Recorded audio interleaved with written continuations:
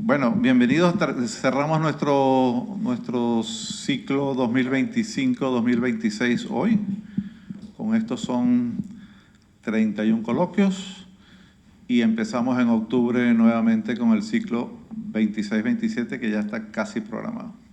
Tengo que decir que en julio del año pasado, pues contactamos con Agustín y jamás nos imaginamos que venía el Papa del 6 de junio, pero bueno, estamos muy contentos que ya el Papa está con nosotros y vamos a disfrutar de este coloquio, científicos convertidos al cristianismo. Y les presento brevemente a Agustín. Si puedo leer, porque es que esto hace la letra cada vez más pequeña.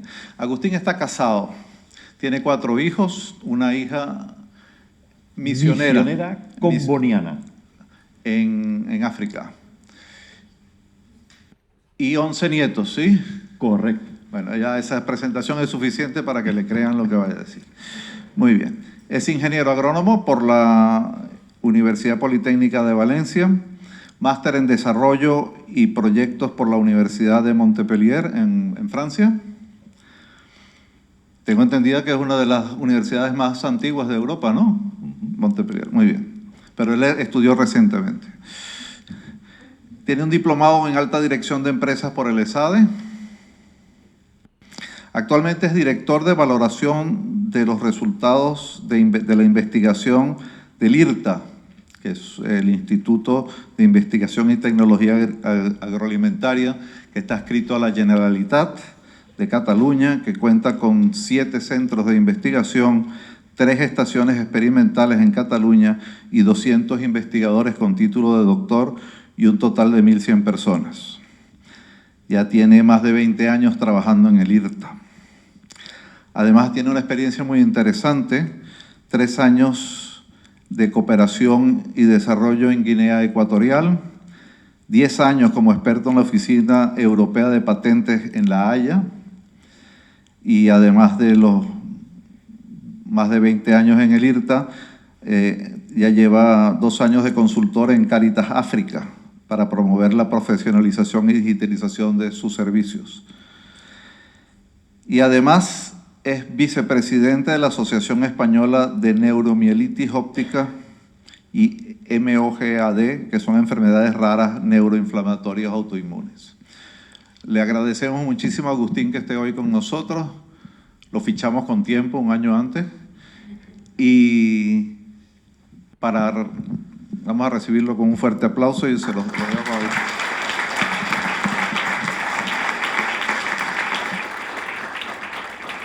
Todo lo contrario. Muchas gracias a Bonaigua y a los organizadores de estos coloquios por pensar en mí.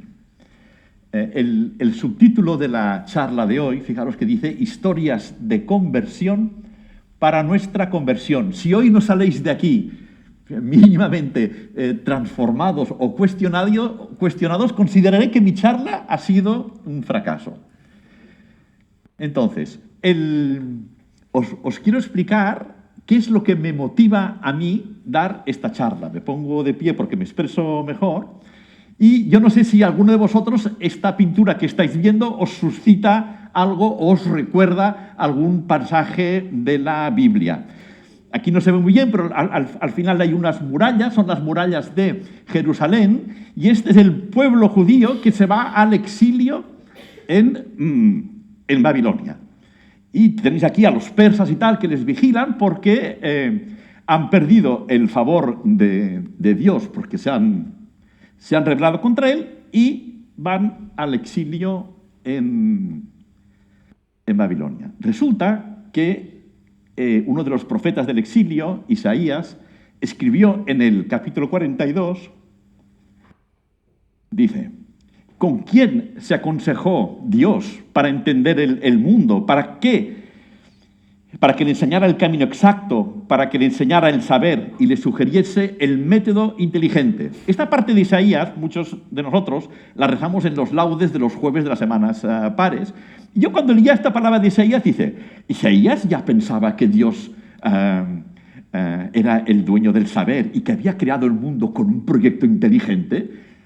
Estos, pues 400 años antes de Jesucristo ya tenían esta preocupación. Y entonces me picó la curiosidad para saber qué es lo que pensaban otros científicos de lo que decía Isaías en este salmo, ¿no? Y este salmo, este trozo del libro de Isaías, él se lo dice a los judíos en el exilio que están sufriendo, diciéndole, oye, pero tú ¿dónde estabas cuando Dios creó el universo? Entonces, ¿de qué te quejas? ¿No? ¿Cómo tú eres capaz de pedirle cuentas a Dios si tú no participaste ni en la creación del universo? ¿Dónde estabas tú? O sea, ¿tú eres capaz de medir el aliento del Señor? Pues a ver cuál es nuestro sitio y cuál es tu sitio en la creación, ¿no? Esto les decía Isaías al pueblo de Israel. Bueno, total que esto me hizo picar la curiosidad, porque Isaías habla de la creación del mundo y del poder de Dios en un entorno en el que el pueblo de Israel estaba sufriendo. Les habían expulsado de su tierra y habían destrozado el templo donde adoraban a Dios. Esto fue una de las razones por las cuales, digamos, hoy estoy aquí. Ustedes sabrán que han habido muchos científicos en la historia que han sido magníficos científicos y además unos creyentes de tomo y lomo. Está Isaac Newton, John Dalton, Gregor Mendel, Georges Lemaitre, Nicolás Copérnico, Galileo Galilei y Johannes Kepler, todos muy conocidos por sus trabajos en astronomía, en matemáticas, en las ciencias físicas. Y como estos ya son creyentes, estos no son el objeto de mi charla, porque yo en mi charla he querido investigar cómo los científicos que crecieron y desarrollaron gran parte de su carrera siendo ellos agnósticos o ateos, ¿qué es lo que les llevó a su conversión, a creer, digamos, algo parecido a lo que Isaías nos decía en la diapositiva anterior? Y sobre todo, cómo esto me influye a mí, o cómo esto puede impactar en mi propia conversión y en mi propia fe, y ojalá también en la vuestra. Y para eso, en los minutos que tenemos a partir de ahora, os voy a presentar algunas pinceladas, no con mucha profundidad porque no tenemos más tiempo, y vamos a hablar de Francis Collins, el director del proyecto Genoma Humano, un estadounidense que todavía está vivo, de August Acheta, un médico radiólogo que estudió la Sábana Santa en una comisión pues, dirigida por el Vaticano, que también todavía está vivo, Günther Bechley, un alemán que murió hace poco en Austria. Yo cuando empecé estas charlas hace 3 años todavía estaba vivo y le podía escribir un correo y tal. Ahora pobre se murió en un accidente de tráfico en Austria en 2025. Él se define como un cristiano evidencialista, ya vamos a ver esto más adelante lo que significa, y vamos a hablar también de la primera filósofa que redactó una tesis doctoral en Alemania, en Heidelberg.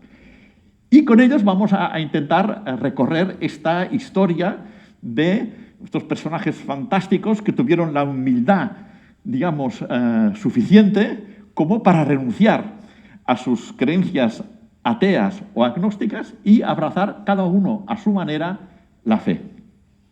Y empezamos con Francis Collins, el director del proyecto Genoma Humano, que fue nombrado en 2009 director de todos los institutos de salud de Estados Unidos, poca broma, y que Barack Obama lo definió como uno de los mejores científicos del mundo en ese momento, ¿no? Él, como médico, investigó la neoplasia endocrina múltiple, identificando el gen responsable de esta enfermedad, investigó la diabetes, haciendo una búsqueda en la población finlandesa de los genes y las mutaciones que producen esta enfermedad, y en el ámbito de la clonación estuve investigando nuevas formas para estudiar los genes de la cirrosis quística, de la neurofibromatosis y de la enfermedad de Huntington. Una persona reconocida ampliamente por su labor científica. Incluso fue reconocido por la Iglesia.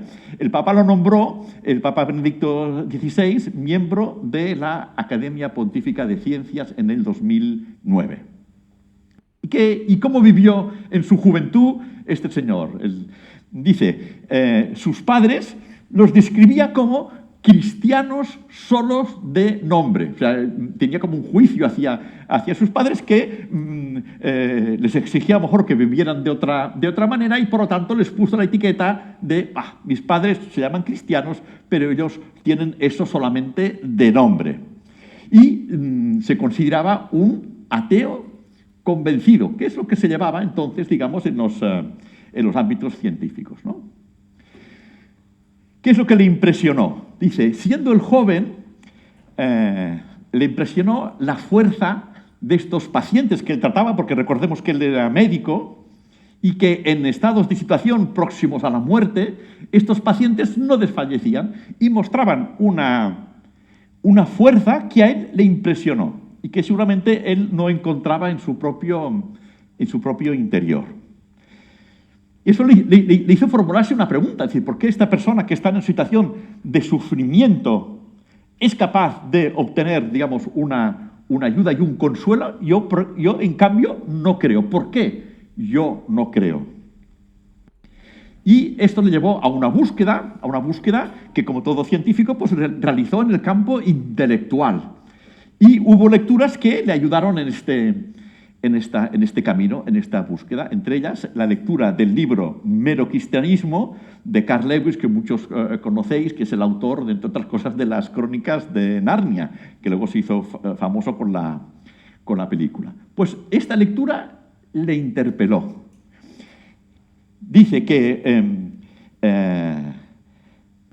él empezó esta búsqueda esperando reforzar el ateísmo, pero acabó encontrando a Jesús y decidiendo seguirlo. Se convirtió al cristianismo durante una caminata en una tarde de otoño, y allí le vino como una inspiración y a partir de ahí su vida cambió radicalmente.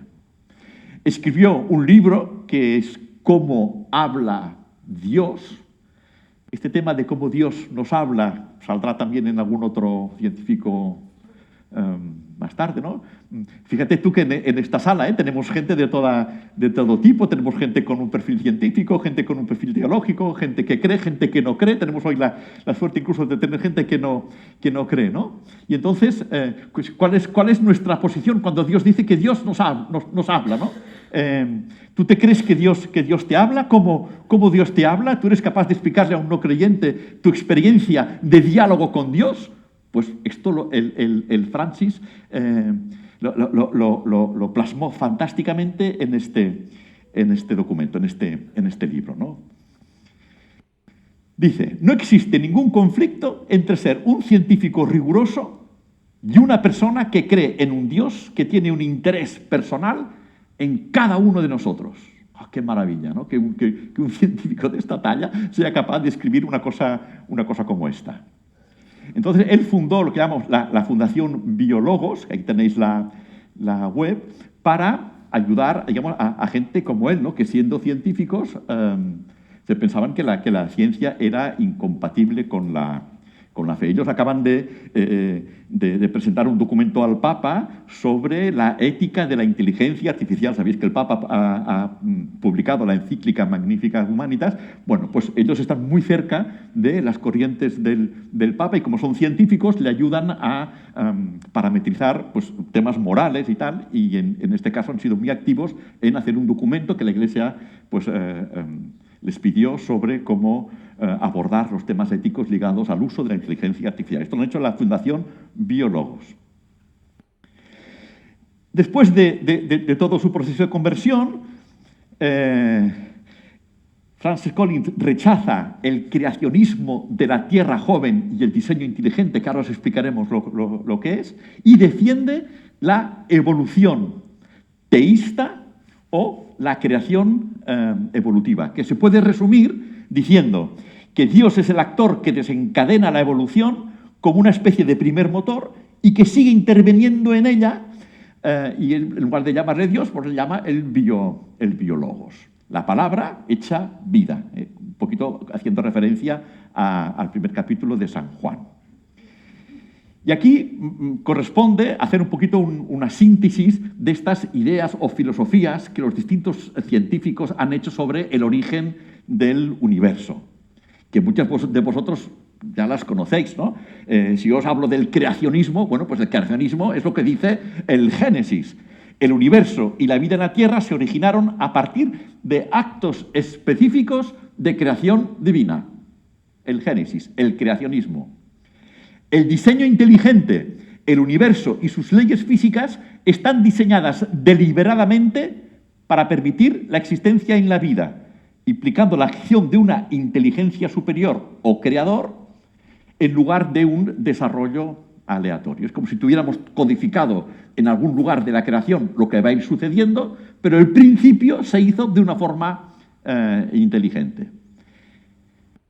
Luego está el darwinismo, que dice que todas las especies de seres vivos han evolucionado a lo largo del tiempo a partir de ancestros comunes mediante la selección natural, que se produce simplemente al azar, donde los rasgos más aptos se transmiten a futuras generaciones. Esto es la teoría que abrazan pues, actualmente los científicos que no son creyentes. Y luego, Francis Collins hace una amalgama de estas dos y crea la evolución teísta o la creación evolutiva. Dios creó el universo y la vida a través de procesos evolutivos, guiando y sosteniendo la evolución como un medio para desarrollar las diversas formas de vida. Pues ya está. Y ahora ya conocemos lo que los científicos piensan sobre la creación de la vida en la Tierra, sobre la creación del universo, tal. Muy bien. ¿Y esto, Agustín, a ti para qué te sirve?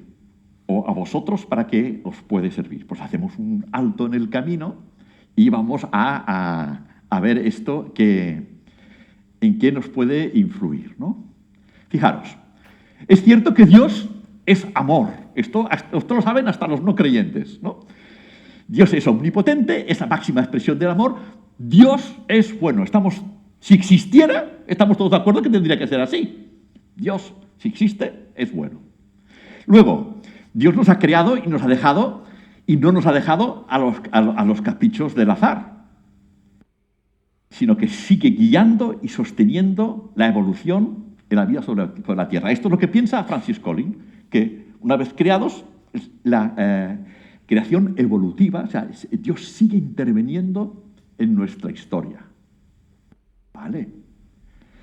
Pues entonces, si esto es verdad, Francis Collins, que lo que me acabas de decir, tú dices que Dios es bueno y que Dios sigue interviniendo en la historia, por tanto que Dios fue el que tiró a San Pablo del caballo, ¿no? Eso fue una intervención específica del Creador, ¿no? Pues eso es lo que creemos nosotros.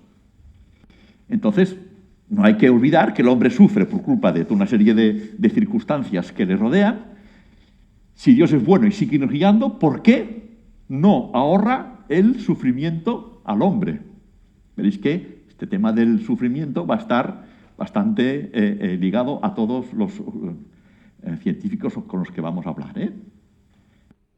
¿Por qué Dios permite el sufrimiento si interviene? Hemos dicho. Claro, el que no tiene respuesta a esta pregunta, ¿qué va a decir? Pues que Dios no interviene en la vida y se va a ir al darwinismo, que para eso hay otro científico que lo desarrolló súper bien, ¿no? O dirá que se irá al diseño inteligente y dice, bueno, Dios intervino al principio y luego nos dejó solos, ya cada uno luego que haga lo que pueda, ¿no? Sin embargo, Francis Collins dice que no nos dejó solos, que Dios sigue interviniendo. Y entonces, ¿cómo damos respuesta a esta pregunta, ¿no? Alguno ya lo hablaremos después. Fijaros que ahora os he puesto un trozo de una entrevista que le hicieron a Francis Collins, que lo he puesto en inglés porque es que hay que escucharlo o leerlo en su propio idioma, ¿no? Dice, God never promised freedom from suffering. Dios nunca nos prometió que el ser creyentes nos liberaría del sufrimiento. El que piense esto está claramente equivocado, porque nos ha leído, entre otras cosas, el Salmo 47. Dios nos prometió consuelo si sabemos sufrir este sufrimiento en un contexto de fe. Pero el sufrimiento no nos lo va a quitar nadie. ¿Vale? Pues esto gracias... ¿no? Y ahí nos recordamos del pueblo de Israel, ¿no? Que en el contexto de sufrimientos Dios le habló. Lo dejamos aquí y pasamos rápidamente al siguiente personaje, August Acheta, un médico radiólogo que dijo que la ciencia le devolvió a Dios. Creció en California, frecuentó activamente la parroquia local durante su infancia y adolescencia, como mucha gente que recibe la fe de sus padres, pero en la universidad abandonó la fe católica y se persuadió de que fe y ciencia son incompatibles, como creían pues, la gente en su entorno de su universidad. Del 92 al 94 formó parte de la comisión formada por el Vaticano para el estudio de la sábana santa.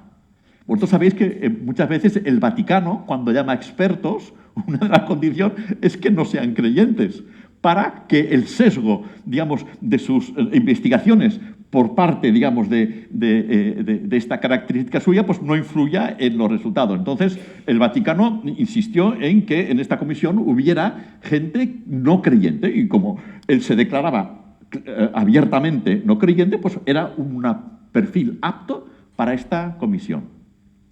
Dice, una a una las dudas de su autenticidad fueron respondidas. Al final de la investigación comprenderá que ha llegado el momento de dedicarse nuevamente su vida a Cristo.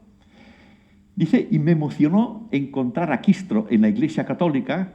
Cuando comencé mi estudio nunca tuve la tentación de volver a él, pero ahí es donde me llevó mi búsqueda de la verdad. Porque cuando él vio a Cristo, digamos, en sus manos, cuando él examinaba la sábana, dijo, a ver, de todas las ramas del cristianismo, dice, ¿cuál es la verdadera? ¿No? Se lo preguntó, estudió y vio que era la Iglesia. Dijo, qué bien que la Iglesia Católica sea la custodia de la sábana santa. Y vosotros os preguntaréis, ¿tanto da de sí el estudio de la sábana santa para que la gente se convierta al estudiarla? Y entonces os muestro alguna cosa que a mí me impresionó cuando lees un poquito más los textos de August Acheta, ¿no? Dice, en esta columna ponemos las características físicas, químicas o que tiene la sábana santa, ¿no? Pues es una imagen que presenta una superficialidad, es pormenorizada, tiene estabilidad térmica, tiene ausencia de pigmentos, presenta, digamos, estas características de tridimensionalidad. Parece como si fuese el negativo de otra imagen. No tiene direccionabilidad, que me trata de saber lo que significa. Tiene estabilidad química y estabilidad al agua. Esto es todo lo que presenta y los científicos dicen que tiene la sábana santa. Dijeron, así, pues hacemos una lista de tecnologías que son capaces de producir estos efectos. La pintura al tinte al polvo, el contacto directo, la papografía, el vapor y el calor y la radiación con luz o calor. Ninguna de las tecnologías conocidas para producir imágenes en un trapo, digamos, es capaz de producir todos los efectos que se presentan en la sábana santa. Dice, solo hay una con un posible tecnología que es la radiación, que sí permite obtener todos los efectos que presenta actualmente la sábana santa. Claro, en tiempo de Jesús, o en tiempo, aunque fuese en la Edad Media, o cuando fueran que dataran la sábana santa, ¿no? Fuentes de radiación, como las que conocemos actualmente, de luz superpotente, no las había. No había aparatos de los que tenemos actualmente para poder emular lo que produce el efecto de la radiación sobre un lienzo. Por lo tanto, digamos, si esta fuente de efectos no existía en el momento en que se produjeron, pues quiere decir que algo distinto lo produjo, ¿no? ¿Vale? Y esto fue lo que un poquito ayudó a August Acheta a llegar a su conversión, ¿no? Y fijaros que él dice, animo a los católicos, especialmente a los sacerdotes, a acercarse a esta sábana santa con la mente abierta y el corazón amoroso. Deja que la sábana santa de Jesús te ayude a conocer y amar cada vez más a Jesús y su misterio pascual. Dice que para él encontrar y estudiar la sábana santa fue como cuando, imaginaros, ¿no? Un grupo de hermanos pues se escapa de un campo de concentración, pillan a uno, lo torturan para que le diga dónde están los otros, ¿no? Lo matan y al final lo envuelven en un trapo, ¿no? Y al cabo de un tiempo los hermanos regresan y encuentran en la fosa al hermano muerto envuelto en una sábana, ¿no? Y a través de ese trapo ven todo lo que le hicieron al hermano para salvarles a ellos, ¿no? Ven que le latigaron, ven que le dispararon lo que sea, ven que le pincharon aquí, que le quemaron con un cigarrillo, o que pusieron... Todo eso queda reflejado en el trapo ese con el que se le volvió el cadáver, ¿no? Pues dice, esta fue un poquito mi sensación cuando yo observé la sábana santa. O sea, todo lo que le habían hecho a Jesucristo por mí, para salvarme a mí. Por lo tanto, un poder, digamos, de conversión brutal que tiene la sábana santa, ¿no? Tanto es así que Juan Pablo II hizo unas reflexiones que yo quisiera compartir también con todos vosotros, ¿no? Sobre cómo la sábana santa nos explica el sentido del sufrimiento, del sacrificio y del amor de Dios. Dice Juan Pablo II, la sábana santa refleja la imagen del sufrimiento humano e invita al hombre moderno a interrogarse sobre el misterio del dolor. Para profundizar en sus causas, la impronta del cuerpo martirizado del crucificado, al testimoniar la tremenda capacidad del hombre de causar dolor a sus semejantes, se presenta como el icono del sufrimiento del inocente en todos los tiempos. La sábana santa no solo impulsa, dice Juan Pablo II, a salir de nuestro egoísmo, también nos lleva a descubrir el misterio del dolor que, santificado por el sacrificio de Cristo, engendra la salvación para toda la humanidad. Imagen del pecado del hombre y del amor de Dios. Claro, dice una cosa muy interesante, dice cómo el sacrificio de unos puede ayudar a salvar a otros. Esto se cumplió perfectamente en Jesucristo, pero yo estoy convencido, y vosotros también seguro que lo sabéis, ¿no?, que nuestro propio sufrimiento puede y debe, además, ayudar a salvar a otros. Y ahora nos vamos a Günter Bechley, un paleontólogo. Dice que este es de la rama dura del ateísmo. Es una cosa espectacular lo que le pasó a este buen hombre. Günter Beckley era un paleontólogo. Él estudiaba los mosquitos estos que están en el ámbar de los yacimientos paleontológicos, ¿no?, que todos recuerdan la película esta del Parque Jurásico. Bueno, pues esto sucede de verdad, que ya lo que dice la película es una cosa que los paleontólogos hacen de verdad. Él mostró el arduo camino de un científico desde el ateísmo duro hasta la fe. Dice, estos son citas textuales suyas. Dice, yo había sido 150% ateo y materialista durante casi 50 años, antes de embarcarme en un viaje espiritual que finalmente, después de muchos giros y vueltas, me llevó a creer en Dios. Que esto yo diría que no solamente... muchos científicos llegan a la conclusión de que hay un Dios. No le llaman Dios, pero... Sin embargo, él fue honesto, dice, de creer en Dios y en el cristianismo, que entonces significa que cree en Jesús, que esto es otra cosa mucho más relevante, ¿no? Dice, él, ¿qué es lo que le hizo replantearse su situación, ¿no? Por una parte está su esposa. Su esposa era creyente. La esposa era la parte más cercana o lo que más conexión le podía dar con la fe, ¿no? Y la Iglesia Católica, que es la parroquia a la que iba su esposa. Pues en lugar, durante 50 años de este hecho, poderle, digamos, ayudar a plantearse las cosas, esto le ayudó a formarse una opinión de los cristianos, a los que concluyó llamándoles cobarde. Cita también textual. En mi opinión, los cristianos eran cobardes engañados, que tenían miedo de morir y sentían un placer masoquista al considerarse pecadores inútiles que rogaban de rodillas el perdón de un papá imaginario. Y acaba la cita diciendo, ¡qué asco! El asco que le producían los cristianos a este buen hombre. Pues yo os lo pongo aquí, digo, para que veáis que esto no es un juego de buenas palabras. No, este señor tenía, como yo diría, un odio ancestral o totalmente hacia los cristianos que había conocido a través de su mujer y de la parroquia donde vivía su mujer. Dice, él se dio cuenta, sin embargo, que al estudiar el darwinismo, que, chico, lo de la evolución de las especies, a mí me falta tiempo para llegar hasta donde hemos llegado, ¿no? Y yo estudio la evolución, yo estudio desde los insectos del Pleistoceno hasta las moscas que hay actualmente y tal. Dice, yo no me puedo explicar la situación a la que hemos llegado actualmente en el mundo sin una infusión de información que provenga de fuera del sistema, porque la que encuentro dentro del sistema no me sirve. Fijaros que él popularizó una cosa que luego muchos de nosotros también hemos visto en otros sitios, ¿no? Si asimilamos la vida de la Tierra a un reloj de 24 horas, en el que en el minuto cero, a las 12 de la mañana, es cuando se creó la Tierra, y a las 12 de la noche es el momento en que vivimos ahora, él dijo, pues mira, a las 8 menos cuarto de la tarde necesitamos todo este tiempo desde la creación de la Tierra para que apareciesen los primeros seres vivos, que eran unos organismos muy simples, ¿no? Unas proteínas que estaban bailando en un caldo de cultivo. Dice, las primeras plantas aparecieron a las 9 de la noche. Por tanto, fijaros el tiempo que pasó de aquí a aquí. Es decir, esta más o menos cuadra. Dice, de las primeras plantas a los primeros animales, pues transcurrió otra hora. A las 10 aparecieron los primeros animales. Los dinosaurios a las 11 menos cuarto. Los primeros mamíferos a las 11.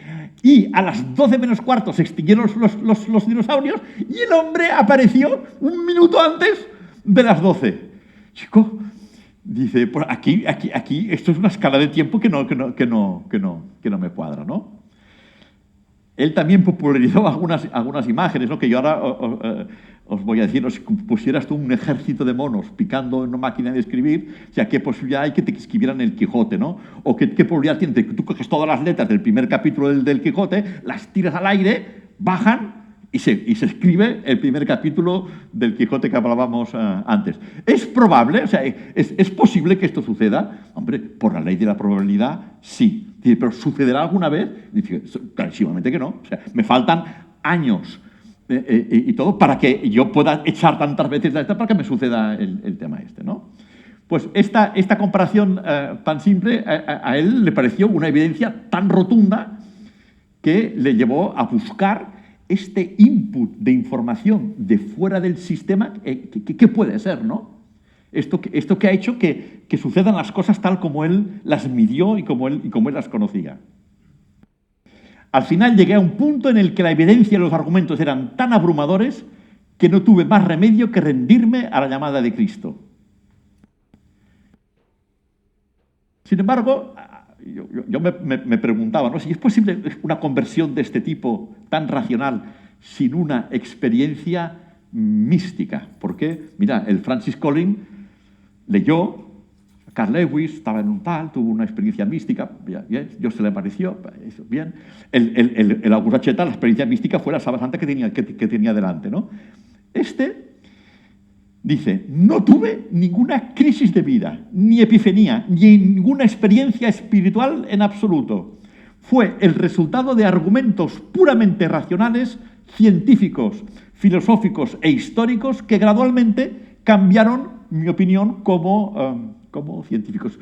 Tío cabezudo y cuadrado hasta el final. Él estaba convencido de que había llegado al convencimiento de que Jesucristo existe y que Dios existe solamente a través del uso de la razón.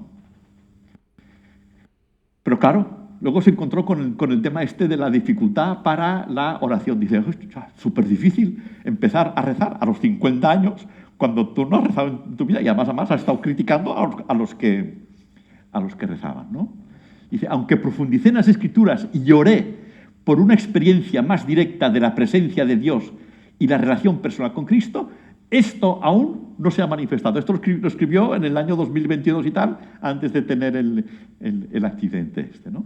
Entonces yo les decía a mis conferenciantes, recemos para que este buen hombre viva esta experiencia de Dios. Bueno, ya estará, ya la vivirá en el cielo. Ok. Espero que esto cambie con el tiempo. O sea, él tenía la esperanza de que algún día tendría esta experiencia del diálogo con Dios, ¿no? Fijaros que Francis Collins escribió un libro que decía, ¿cómo habla Dios? Es que él lo tenía clarísimo. Él había llegado al convencimiento que Dios habla al hombre. El libro azul, de tapas azules que hemos visto ahora. Este pobre hombre no lo encontró. no encontró la forma de hablar con Dios. Y entonces él tiene una entrevista súper emocionante, que es el A Long Surrender. Surrender en inglés es la rendición, o sea, cómo él tuvo que rendirse a lo que su mente y tal le habían mandado durante 50 años para llegar al convencimiento de que Dios existe, y el sufrimiento que le causa el no poder tener este contacto directo con Dios. ¿Vale? Por tanto, esta es una experiencia. Vamos al último científico. Esta es una científica y es una filósofa, porque la filosofía también es una ciencia. No solamente tenemos que hablar de las ciencias, digamos, de mates, ¿no?, sino también vamos a hablar de el impacto que han tenido los científicos en el mundo, en este caso de la filosofía, ¿no? Hablamos de Edith Stein, filósofa, mística y mártir, que fue la primera mujer en presentar una tesis doctoral de filosofía en Alemania, en la Universidad de Friburgo. Su investigación, esto fue antes de la conversión, siempre que la veáis a ella con el gorrito, es que estamos en la época antes de que se convirtiera. Ella venía de una familia judía, pero ella era no creyente, porque pasa como con los cristianos. Hay que son cristianos, vamos, que se bautizan, pero luego ni van a la iglesia, nunca más creen. Pues ella era estas personas que rompió los moldes en su época, y aunque tenía una cultura, digamos, familiar judía, ella, esto no le llamaba en absoluto, y ella ni creía en Dios, ni practicaba, ni iba a la sinagoga, ni nada, ¿no? Sin embargo, su tesis doctoral y su investigación se centró en la persona humana, las relaciones interpersonales y las comunidades de pertenencia, y el sentido de los valores, la libertad y el rechazo del totalitarismo, pero todo desde una perspectiva laica, que da unido lo que esta mujer llegó a desarrollar. De hecho, muchos pedagogos, en muchos sitios, o sea, la obra de su investigación dicen que no ha sido superada desde entonces. Y para que veáis un poquito lo que pensaba Edith Stein antes de convertirse, ¿no?, dice 5 limitaciones y dificultades para ser empáticos. Porque si hablamos del sufrimiento, vosotros coincidiréis conmigo que una de las cosas que nos hace sufrir más es la incapacidad de pasar al otro, de entender al otro, de querer al otro. Y eso se llama de una forma o de otra también empatía, ¿no? El ser empáticos con los demás, que causa tanto sufrimiento a la humanidad. Pues ella lo estudió desde una perspectiva laica. Dijo 5 cosas. ¿Qué es lo que nos impide pasar al otro? Tu egocentrismo. La tendencia natural a enfocarse a uno mismo y a las propias experiencias puede obstaculizar la capacidad de salir de uno mismo, lógico. La falta de sensibilidad, la indiferencia o la insensibilidad hacia el sufrimiento o las emociones de los demás. Esto está tan al orden del día. Yo me encanta cuando releo los papeles de esta conferencia, digo, esta mujer tendría que estar viva, tendría que volvernos a explicar esto otra vez. Dice, las emociones negativas, ciertas emociones como la ira, la tristeza o el dolor intenso pueden ser particularmente difíciles de comprender y empatizar, ya que pueden generar incomodidad o incluso rechazo, ¿no? O sea, cuando tú a una persona la abordas desde una perspectiva de ira y enfado y tal, la otra se va a encontrar ante un muro y va a ser incapaz de comprenderte solamente por la forma en cómo tú te estás aproximando a ella, ¿no? Prejuicios y estereotipos. Los prejuicios y estereotipos preconcebidos sobre ciertos grupos o individuos pueden sesgar nuestra percepción y dificultar la empatía genuina, ¿eh? Sin empatía, digamos, decir que estamos muertos, ¿no? Pues ahí tenemos otras de las causas que nos producen este dolor y este sufrimiento. Y luego las dinámicas de poder, las relaciones de poder desiguales, como las que existen entre padres e hijos o jefes y empleados, pueden dificultar la empatía. Hoy tenemos un auditorio, yo creo que bastante bien. Yo creo que hay muchos padres y muchas familias aquí. Pues oye, esto es para notar. La primera etapa de la conversión de Edith Stein sucedió en la catedral de Frankfurt. donde iba con una amiga, ella tenía amigas cristianas, y entonces una amiga le dijo, ¿y tú has entrado alguna vez en una catedral y tal? ¿Has visto que es bonito que tenemos, los santos y las capillas y tal? Dice, no, yo no he entrado nunca en un templo cristiano. Dice, pues ven y te acompaño. Y la amiga esta la llevó a la capital de la catedral de Frankfurt. Allí, por visto, ella era muy matinera, ¿no? Era muy pronto por la mañana, y vio entrar a una mujer que trabajaba en el mercado cercano, no sé si era pescadera o lo que sea, que entró en la catedral, se arrodilló delante del Santísimo, hizo su oración, lo que fuera, se levantó y se fue. Dice Edith Stein que esto la impresionó muchísimo, que nunca nadie le había contado que se podía hablar con Dios y que la gente hablaba con Dios. Luego dice, vale, esto es lo que os acabo de decir. Luego tenía esta amiga que se llamaba Pauline, que se quedó viuda porque el marido se fue a la guerra, era el periodo justo después de la Primera Guerra Mundial, tal que él había perdido el marido en la guerra. Dice, fue la actitud de la viuda, Pauline, que sería después monja benedictina, la que construyó, según afirmaría, el elemento más importante y crucial de su conversión. Por lo tanto, otra vez, como el ejemplo de otros, puede ser un acicate y un elemento que ayuda a la conversión de los demás, ¿no? Entonces ella, por lo que fuera, leyó la autobiografía de Santa Teresa y dice, cuando terminé el libro, me dije, esta es la verdad. Y se hizo monja carmelita descalza. Pues tenemos a la Edith Stein, filósofa y tal, y a la Edith Stein, carmelita descalza, sor benedicta de la cruz. ¿Vale? ¿Y qué aprendemos de sor benedicta de la cruz y de Edith Stein? Dice, ella escribió un libro, claro, como científica que era, que se llamaba La ciencia de la cruz. No dijo la teoría de la cruz o el misterio de la cruz o lo que sea de la cruz. No, ella escribió un libro que se llama La ciencia de la cruz. La cruz es el símbolo de que todo lo que es difícil y pesado y que contradice tanto la naturaleza del hombre, que es como una puerta hacia la muerte, cuando alguien la carga sobre sí. Esto es el concepto de cruz. Algo que es antinatural, que no lo queremos, que nos gustaría que no lo tuviéramos, porque nos recuerda que la muerte existe. Eso es lo que es la cruz. Y esta carga tiene que ser llevada diariamente por el discípulo de Jesús. Claro, yo en una de estas charlas que dije, hombre, Agustín, quizás se está exagerando un poco, ¿no? Dice, no hay que ser masoquistas, dice, la cruz no hay que buscarla. Dice, no, la cruz no hay que buscarla, la cruz ya te viene a buscar a ti. O sea, no, nadie dice que tengamos que buscar la cruz, ¿no? Pero ella llegó a esta conclusión. Hombre, Agustín, pero hay otras formas, a lo mejor, de llegar a Dios, ¿no? O sea, a mí me encanta cuando voy por la naturaleza, cuando veo las maravillas que Dios ha creado, cuando veo un niño pequeño, cuando tengo un hijo, qué maravilla, eso me lleva a Dios. Entonces, Edith Stein te diría, sí, eso te lleva a conocer a Dios. Pero ella lo que nos va a dar las pistas ahora no es solamente de cómo conocer a Dios, sino de cómo llegar a estar junto a Dios. Porque si yo os digo que, claro, que la finalidad de todo cristiano es ser santo, esto yo creo que a vosotros suena bastante, y que entendemos por ser santo, estar junto a Dios cuando nos muramos.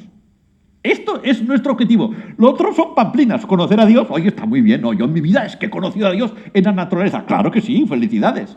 Pero en ese momento tú no estás junto a Dios. Tu objetivo, que es ser santo significa estar junto a Dios.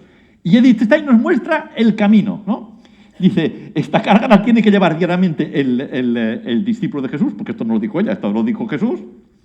Dice, y hay 3 afirmaciones fantásticas sobre el tema de la cruz. Dice, la cruz no es un fin en sí misma. Ella se eleva y nos empuja hacia lo alto. Dice, es el camino para llegar a la unión con Dios. No nos confundamos, no al conocimiento de Dios, que al conocimiento de Dios se puede llegar por muchas maneras, pero es el camino para llegar a la unión con Dios, que tú y yo estaremos unidos con Él, pues cuando estemos en la Asamblea de los Santos que nos dice el Apocalipsis. Ahí es donde queremos estar nosotros, en la Asamblea de los Santos. Y el punto 3, que es muy gracioso, dice, porque esto es una buena noticia, aquí me dice cuál es el camino. Dice, la mala noticia es que no es opcional. Dice, no hay otro camino. Ostras, Agustín, pues me lo pones un poquito difícil, ¿no? Vamos a ver si esto lo entendemos, ¿no? Dice, el único camino que, aunque difícil y estrecho, lleva directamente a Dios es el camino de la cruz. La cruz no es únicamente un camino de salvación personal, dice, sino que es además un camino a seguir en el empeño apostólico. Yo si estoy aquí hoy hablando de esto, es porque tengo el empeño de dar a conocer lo que ella descubrió. Esto para mí es un signo también como de apostolado, ¿no? Y aquí se me han metido dos cosas diferentes, pero la vamos a leer igual. Dice, todo lo que comprendemos simbólicamente bajo el nombre de la cruz, todas las cargas y sufrimientos de la vida pueden considerarse como mensajes de la cruz, ya que precisamente por su medio es como podemos mejor aprender con mayor profundidad la ciencia de la cruz. Los sufrimientos cotidianos actúan como mensajes o avisos de Dios que envía al alma. Son formas concretas en las que la cruz se hace presente en la vida de cada persona. Yo cuando traigo a mi mujer a las conferencias, en este momento paro y le pregunto a mi mujer, ¿no? Dice, Celeste, dice, ¿tú has recibido algún mensaje de la cruz esta semana? Porque el mensaje de la cruz hay que entenderlo como un mensaje radiofónico. Hay que entenderlo como un mensaje de Morse o un mensaje de la televisión. O sea, es un mensaje, es algo que la cruz te dice, te envía y que tú puedes estar en la longitud de onda adecuada o no para recibirlo. Entonces yo le preguntaba, esto, para que la gente lo entendiera, no sé, yo digo, Celeste, ¿tú has recibido algún mensaje esta semana? Pero como ella no está, yo estaba ahí investigando un poquito entre la audiencia antes, se lo voy a preguntar a esta señora que está aquí, ¿no? ¿Tu nombre cuál es? Neiva. ¿Cómo? Neiva. Yeifa. Bueno, no lo sé repetir, pero... Neiva. Esta. Entonces, Yeifa, ¿tú eres consciente de haber recibido algún mensaje, pero no de WhatsApp o de correo electrónico, no, algún mensaje de la cruz durante la semana pasada? Sí. ¿Tú te sientes libre para poderlo explicar? Sí. Pues adelante. Explícanos un mensaje concreto que tú hayas recibido. Bueno. Mira. Es libre, ¿eh? Yo lo doy opcional, ¿no? Que te sientas Sí. libre para hacerlo. Mira, eu sempre fui muito fervorosa, sempre he recebido várias mensagens de la cruz. Una más, pues, triste, otra más, bueno, eso puedo con eso, ¿no? Pero, al final, todas las cruces que he recibido como mensaje he podido, porque Dios me ha ayudado muchísimo, ¿no? Entonces, con esta fe, pues vou levando adelante. Eu queria dizer que semana passada, uns dias antes mais ou menos, estava em casa e me sentia muito mal. Me sentia assim uma série de pensamentos acelerados, ou outras vezes mais triste, a energia do corpo muito baixa, outras vezes a energia muito alta, não? Energia excessiva. Então, meu amigo aqui me invitou a ir viajar e eu disse, não vou porque estou me sentindo muito mal. O que tenho eu é estresse muito grande, não? E não fui a viagem, não? E ao passo de que comecei a dizer que vou buscar uma psiquiatra, vou buscar um neurologista, fui buscar o médico de cabeceira e ele me disse assim, muito bonito, me dijo, carinho, eu não posso fazer nada. Então, comecei a ler coisas de Natália Castanheiros. Empecé a ler coisas que é uma cientista também e que dá vídeos sobre isso, não?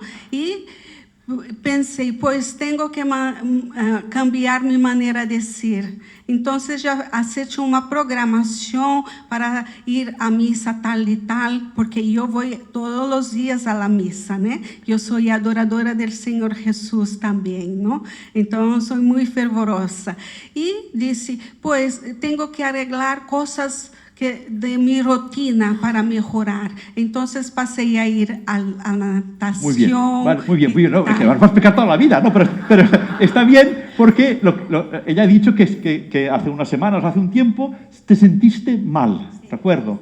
Lo que yo quería decir, pues que este mensaje de sentirse mal, ella lo podía interpretar de dos maneras. Mira, es el demonio que me quiere fastidiar para no poder ir de viaje, o ella lo puede interpretar como una señal de amor de nuestro Señor. Porque en este sentirse mal, que es tu cruz, tú ahí te puedes encontrar con Él. Y además, en este sentirte mal, tú puedes incluso ofrecer ese sacrificio para la salvación de otros. Esto es un poquito lo que nos quería decir, pero para que veáis que son cosas concretas, ¿no? Yo últimamente en el trabajo, ¿no? He sufrido lo que considero algún tipo de injusticia, ¿no? Porque estoy a punto de jubilarme, entonces pues me apartan de los proyectos en los que quiero trabajar. Y eso lo considero yo, si tú quieres, una injusticia. Esto para mí es un mensaje clarísimo de la cruz. Agustín, ahora vas a sufrir un proceso de humillación. Y entonces yo puedo hacer dos cosas. Yo puedo decir, mira, es que el Señor no me quiere, fíjate jugar al final de mi carrera y tal, y ahora que tengo que vivir esto con todo lo que ya he demostrado y tal y que cual, ¿no? O yo puedo decir, gracias Señor por enviarme este mensaje, porque este mensaje es el único que tengo yo para estar contigo un día en el cielo. El poder en esta situación amar a tu enemigo. Tú en este caso no tenías un enemigo, tú tenías una enfermedad o una situación, digamos, que te podía revelar, ¿no? En mi caso, que estoy contando ahora, era una situación de relación personal, falta de empatía total con mi jefe. ¿Cómo voy a amar yo a una persona que me está haciendo la guincha en el trabajo, ¿no? Pues si yo soy capaz de decirlo ahora que estoy en esta conferencia y algunos momentos durante el día cuando Dios me ilumina, ¿no? De decir gracias, Señor, por esta humillación. Porque es la forma que yo tengo de estar un día contigo. Es que no tengo otra. Si tuviera una vida súper bien y guay del Paraguay, ¿cómo me voy a encontrar yo con el Señor, ¿no? Pues esto a mí es lo que me enseñaba, ¿no? Entonces, ahí aprendí que hay que estar atentos a los mensajes de la cruz, estar en la longitud de onda en la que la cruz envía los mensajes, porque si no estás en la misma longitud de onda, ¿qué voy a pensar? Pues lo que pienso justo en el momento después de que me han hecho pues, o una traición o que me han hecho una humillación. Y este tío, o sea, ojalá se muera. Dice, yo no me merezco esto. Como Agustín Fons, una persona que está trabajando 20 y pico años en un instituto y tal, dice, a mí me pasa esto. Dice, esto no puede ser, aquí alguien se ha equivocado, ¿no? Esto es no estar en la longitud de onda. Entonces, a mí todo esto me ayuda, ¿no? El saber que Dios tiene un designio de salvación conmigo y que eso pasa, lo quiera o yo no quiera, pasa por la aceptación de la cruz, ¿no? Aunque dolorosos, los mensajes de la cruz no son el final. ¡Qué maravilla! Si esto que me está pasando a mí no es el final. El final es el Apocalipsis, cuando yo esté con la asamblea de los santos, ¿no? La cruz es spes única, que decía Edith Stein. Quien acoge estos mensajes con fe descubre en ellos la presencia amorosa de Dios y la promesa de resurrección. Edith Stein, ella misma lo vivió en medio del horror nazi y repetía Ave crux spes única. Es que no hay otra esperanza sino que es la esperanza de la cruz. Luego, que esta frase no es original suya, esto por visto es un salmo que se rezaba o se reza el Viernes Santo en la liturgia, ¿no? Y luego, fijaros qué bonito, el beato Basilio Moró, como todo esto lo recoge, dice, los frutos de la cruz son los mismos que los del árbol de la vida que fue plantado en el jardín del paraíso. Si tú y yo queremos dar frutos, cuando la cruz nos envía mensajes, pues oye, Pues estos frutos son tan importantes, tan deliciosos y tan buenos como los frutos del árbol de la vida que Dios plantó en medio del paraíso terrenal. Ok. Dice, la cruz como camino apostólico. Dice, vivir conforme a los valores cristianos implica en muchos casos sacrificarnos por el bien de los demás, como hizo Jesús. Así la cruz se convierte en una guía para vivir nuestra fe, de manera activa y apostólica, ayudando a otros a encontrar también este camino a Dios. Y eso, ¿sabes qué pasa? Que nosotros lo vamos a hacer y muchas veces ni nos vamos a dar cuenta y no nos tenemos que dar cuenta de lo que hacemos o no hacemos con nuestras actitudes. ¿O es que alguien pensó que la pescadera se fue a rezar a la catedral de Frankfurt para que Edith Stein se convirtiera? Que la pescadera ni la conocía ni tal. Ella fue a hacer lo que en aquel momento su corazón le pedía, ¿no? Que era hablar con Dios. Y eso provocó la conversión de Edith Stein. Por tanto, oiga, qué apostolado el de la pescadera, diría yo, ¿no? Tan magnífico. Pues es este apostolado del que tú no ves los resultados. Que esto también es lo que estamos todos llamados.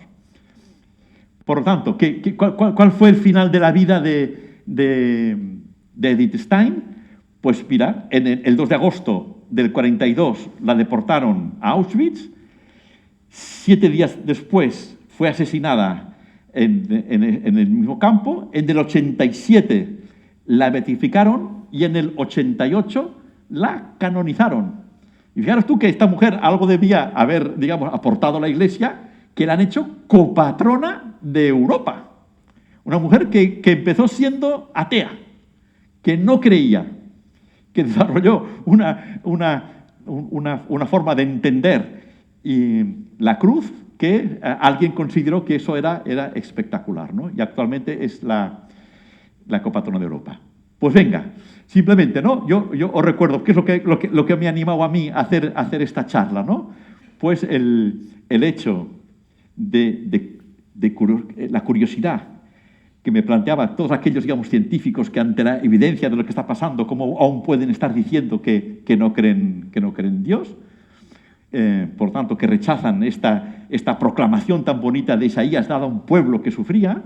Dice, y como yo también sufro, dice, yo necesito dar esta charla para repetirme a mí mismo que el sufrimiento que yo tengo tiene un sentido. Decía Francisco al principio que yo era el vicepresidente de una asociación de pacientes de neuromielitis óptica y MOGAD, que es una enfermedad neuroinflamatoria autoinmune rara. En España somos unos 800 las que lo padecemos, ¿no? Antes de que hubiera una medicación, que afortunadamente es la que me dan a mí, a los 4 años las personas con esta enfermedad dejaban de caminar, a los 6 dejaban de ver y luego, pues, si te atacaba el cerebro, pues te morías y ya está. Es como una especie como de esclerosis múltiple galopante que, por suerte, digamos, en mi caso no progresa porque la medicina ha avanzado muchísimo, ¿no? Pero esto a mí me causa un sufrimiento, obviamente, ¿no? Y el dar esta charla me ayuda muchísimo. Me ayuda muchísimo para entender, digamos, que esto no es un castigo divino y que a mí me ha tocado la lotería de una cosa que sucede entre más de uno entre 1 millón y tal. No. Esta charla, por eso yo cuando me dicen que la repita, nunca digo que no, aunque me dé pereza o a mí no me gusta hacerlo, pero a mí personalmente me ayuda, ¿no? Porque me ayuda a recordar que el sufrimiento que yo tengo tiene un sentido, que con este sufrimiento yo puedo salvar a los demás y, oh misterio, que este sufrimiento es el único camino que tengo para estar un día junto a Dios. Según Edith, no hay otro, ¿no? Y por lo tanto, esto me llena de alegría. Esta revelación a mí me llena de alegría y siento la necesidad también de compartirla con los demás. Y, en principio, aquí acabamos la parte expositiva, más o menos a la hora que habíamos dicho, y entonces sí que me gustaría que habláramos un poco, ¿no? O escuchar las experiencias de la gente que buenamente quiera compartir cuál es el efecto que ha causado o la relación o sea, cómo el creer que Dios no solamente ha creado el mundo, sino que interviene en él, pues esto nos puede ayudar a vivir nuestro sufrimiento. Por favor. No, yo solamente agradecer, porque me ha encantado toda la exposición y me encantará volverla a ver despacio y compartirla con más gente. O sea que espero que la tengamos grabada, ¿verdad que sí? Pues eso, ¿no? Y simplemente saber, pues eso, ayer me llegó una persona, estoy en el IES hace muchos años y me va llegando gente que, bueno, pues me gustaría creer pero no creo y claro, nadie me ha enseñado, nadie tal. Parece mentira, pero cuánta gente lo que necesita es que les ayuden a creer porque sí quieren, pero no pueden. Les falta formación o les falta ver algo así. Así que no, yo solamente era eso. Muchísimas gracias. Muy bien, muy bien. A mí me gustaría saber la opinión de este caballero, si es capaz de expresarse en español. El tercero, ahí. ¿Español o inglés? Viene de Alemania. Bueno, yo lo intento. No, alemán no. ¿Cómo era la pregunta? No. Primero me gustaría que te presentaras. ¿No? ¿Y tú quién eres? Vale. Soy William, soy, bueno, no creyente y alemán y, bueno, científico, o sea, ingeniero, tengo un grado en ingeniería química. Tiene una ingeniería química, es alemán, dice, y no es creyente. A mí me estoy encantado de tener una persona así en esta charla. Yo creo que le vamos a dar un aplauso a ella porque... Muy bien. Muy bien. ¿Hay algo que te haya llamado la atención? No sé, o sea, muchas cosas diferentes, o sea, siempre me interesa la opinión de la gente o la historia en general y el aspecto de, ¿cómo decirlo? O sea, relacionar la ciencia con la religión, que, o sea, en el día a día no está pasando tanto y como, no sé, o sea, es, bueno, en mi vida privada es como más un tema que no se habla tanto, entonces es muy interesante la historia de las otras personas y solo después de este concurso, de esta presentación, o sea, tengo muchas preguntas sobre, o sea, en general. Muy bien, dice, en mi vida privada es un tema que tengo que abordar. Yo creo que esto es lo mejor, ¿no? Que haya gente que no cree que diga, oye, esto en mi vida particular lo tengo que abordar de una forma o de otra. Oye, pues gracias por compartir. Muy bien, muy bien. Muy bien. Mira, allí hay alguien que nos quiere decir algo. Y allá también. Vamos. ¿Me ayudáis? Bueno, muchas gracias por la conferencia porque ha sido muy motivadora y muy inspiradora. Para nosotros los que tenemos fe, el dolor tiene un sentido. Pero cuando hablas del sentido del dolor desde la fe a personas que no creen, es difícil que te comprendan y es difícil que acepten el dolor. ¿Cómo se puede hablar a una persona que no tiene fe del dolor, de ese sentido del dolor? Porque la gente, o sea, te ven como alguien raro que estás feliz porque sufres. O sea, no entienden que eso te lleve a algo mucho más allá. O sea, no, esa concepción de la visión del cielo, pues para ellos no existe. ¿Cómo se le puede dar sentido al dolor de una persona que no cree? Mira, a mí me ayuda a responder esta pregunta la foto que hemos visto del Francis Collins en el hospital, cogiéndole la mano al paciente que tenía fe, cuando él no la tenía, ¿no? O sea, ¿qué es lo que le movió a Francis Collins en esta visita? Que fue una visita, la imagen estaba creada con inteligencia artificial, pero fue un encuentro real que él tuvo con un paciente suyo en el hospital, ¿no? ¿Tú crees que en esta conversación el paciente le estaría argumentando los elementos filosófico-teológicos, antropológicos y tal, de por qué él podía vivir o soportar ese sufrimiento? Yo creo que no. Yo creo que lo que tocó el corazón de esa persona fue la forma como el otro lo vivía. Por lo tanto, si tú me dices, ¿cómo puedo yo explicar a alguien que no cree? Es muy peligroso esta pregunta que me haces, porque te tengo que contestar sufriendo tú y él viendo cómo tú llevas tu sufrimiento. Esta es la respuesta que a mí se me ocurre. O si tú conoces a una persona que está sufriendo mucho, pues la acompañas y que él la conozca, ¿no? O sea, para mí es lo que yo he aprendido viendo a esta gente, ¿no?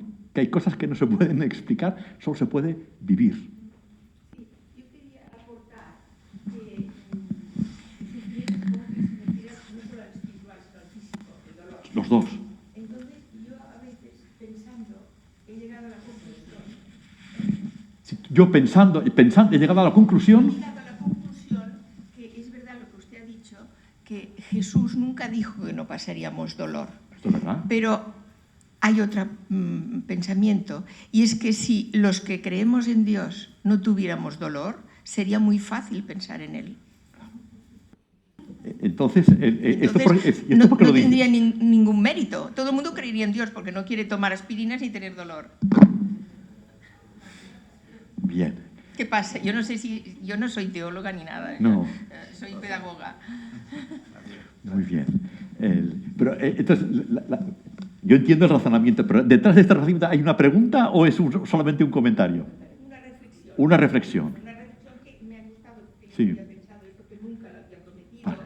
Claro. Nunca lo había prometido, es verdad, no había caído en esto. Pero yo pensando en por qué y de por qué permite el sufrimiento de los niños, todo. Claro. Porque si los creyentes, todos los que dicen que creen en Dios, no tuvieran este dolor, sería fácil creer. No sé si me los creería.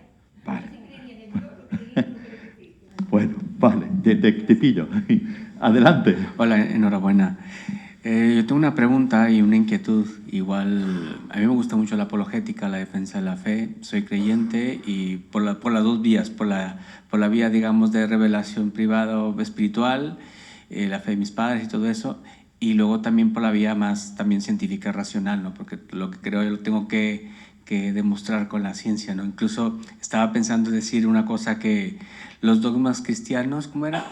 Marx decía que la iglesia, la religión es el opio del pueblo, ¿no? Claro. Y yo digo, bueno, la religión tiene que estar basada en la razón y en la ciencia, y los dogmas, la religión tiene que estar basada en la razón y los dogmas tienen que estar basados por la ciencia, porque si no se vuelve un instrumento de control, ¿no? O sea, la religión, me refiero al cristianismo y en general a todas las religiones, ¿no? Y la otra pregunta sería, mi pregunta sería, ¿hasta qué punto es prudente? Dos preguntas. ¿Hasta qué punto es prudente cuando hablo con un ateo? Sale mi lado apologético y a veces me tengo que frenar, ¿no? A veces tengo que... Los señores, ¿soy prudente? ¿Debo ser prudente o debo decirlo? ¿No? En ese sentido. Y la segunda pregunta, que es quizás la más importante, que ahora va a venir el Papa. Hay un protestante que a veces me llama la atención, que se llama Ángel Rodríguez. Él va hablando con la gente y todo, y les da muchos argumentos científicos, ¿no? Para creer en Dios. Pero luego después, cuando yo utilizo argumentos científicos para creer en Dios con los protestantes, me aplauden. Por ejemplo, la Sábana Santa, todo muy bien. Pero cuando llevo esos argumentos científicos, obviamente pasando los dogmas cristianos por la ciencia, cuando se habla de la Eucaristía, la presencia real de Dios en la Eucaristía, todo eso, con argumentos científicos y lo relaciono con la Sábana Santa, al final ellos se enfadan. O sea, como que se cierran en banda, ¿no? Y dices, oye, ¿quieres que te demuestre científicamente la resurrección? Pero no quieres que demuestre científicamente, bíblicamente e históricamente la presencia real de la Eucaristía.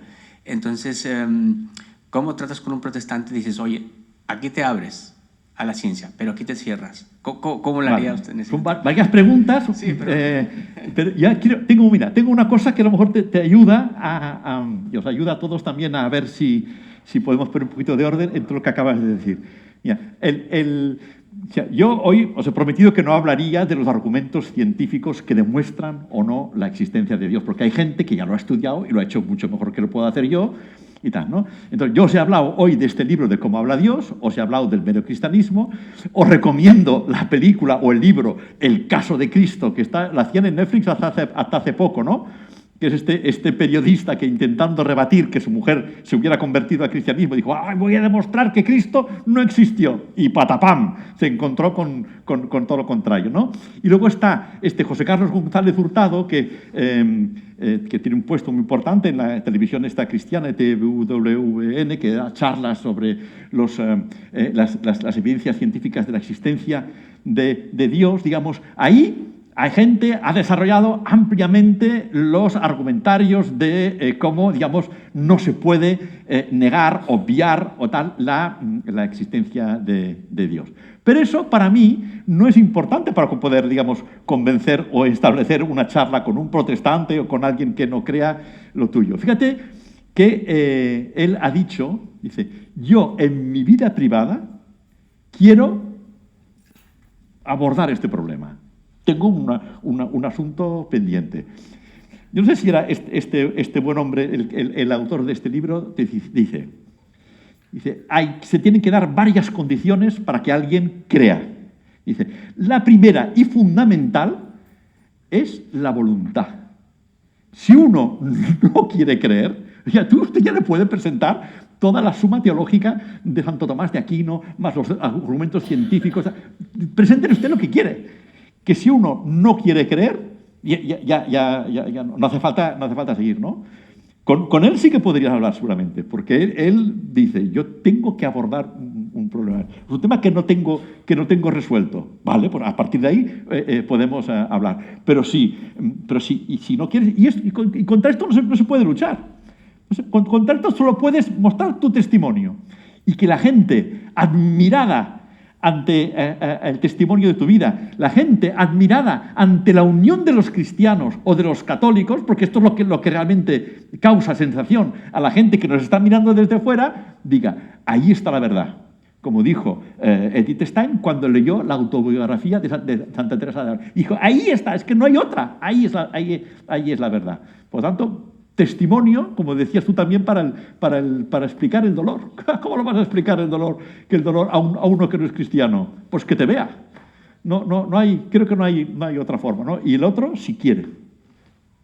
Una última intervención. Hola, buenos días.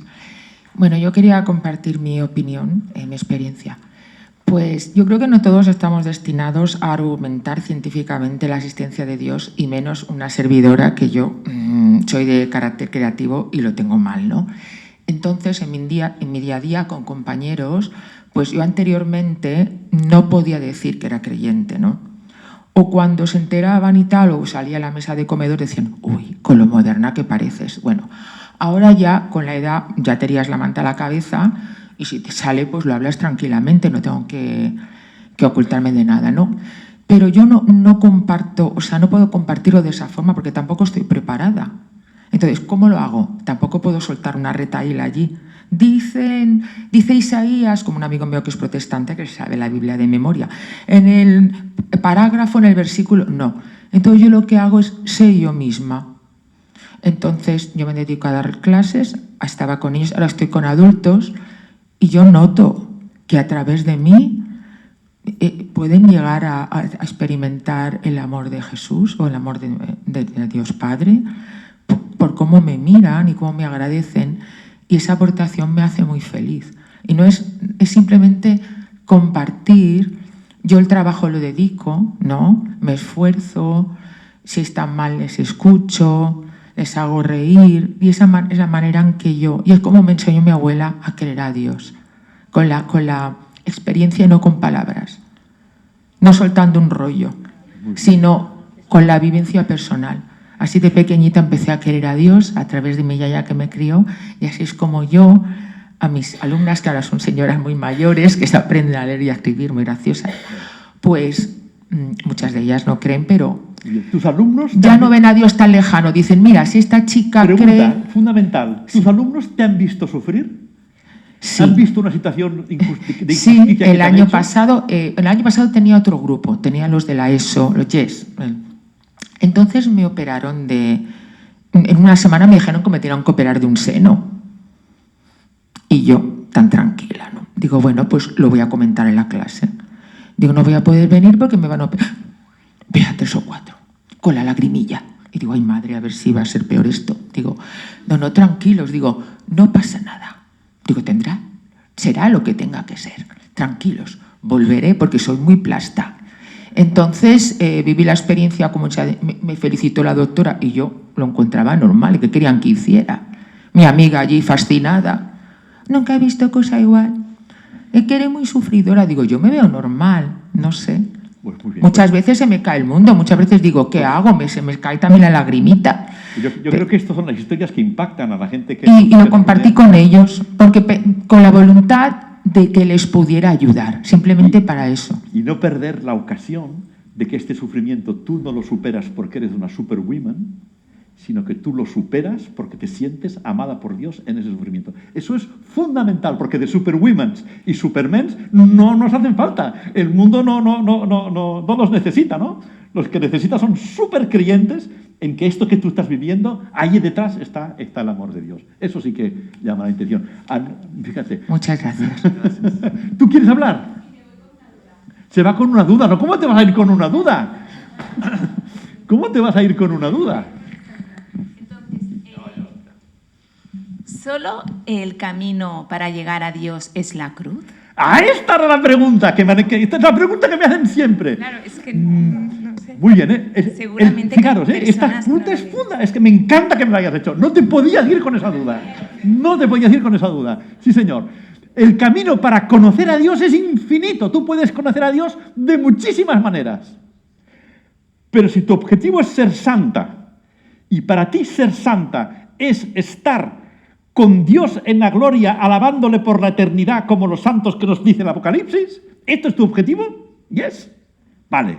Pues si tu objetivo es ser santo, que significa que estarás con Dios para toda la eternidad, I'm sorry, lo siento, pero el único camino es la cruz.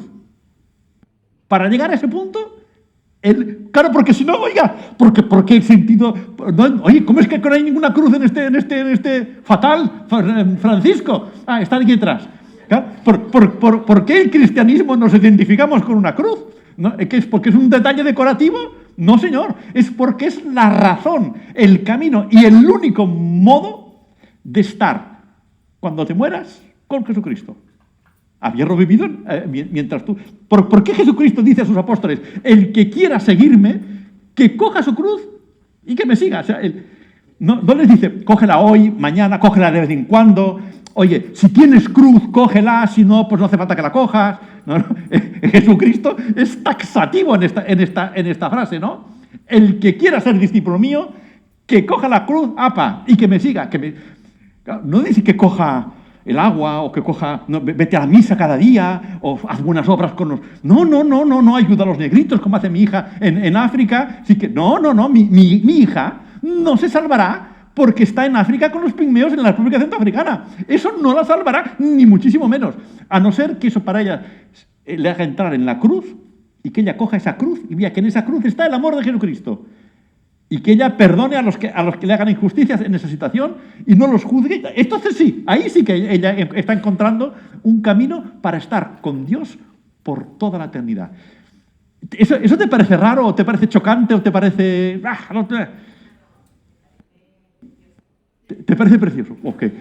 Fijaros que a mí cuando me preguntan esto, yo siempre digo, ostras, esta epístola, no sé si era a los Gálatas o qué dice, la cruz, escándalo para los gentiles, y para nosotros, fuente de salvación.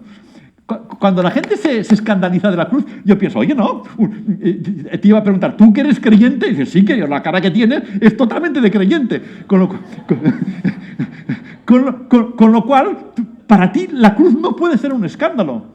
La cruz, escándalo para los gentiles, y para nosotros, fuente de salvación. Es que no hay otra. Oye, qué bien que me hayas hecho esta pregunta. Qué bien, me encanta. Pues venga.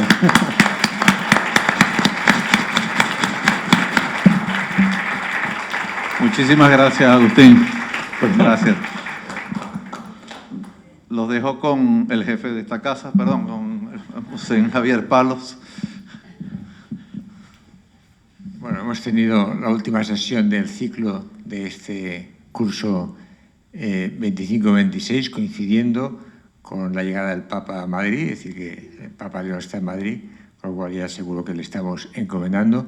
Agustín, muchas gracias.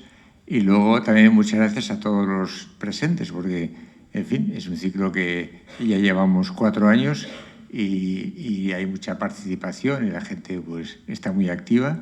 Pues que nos veremos el curso que viene y seguiremos con nuestro ritmo. Que paséis un buen fin de semana y un buen verano.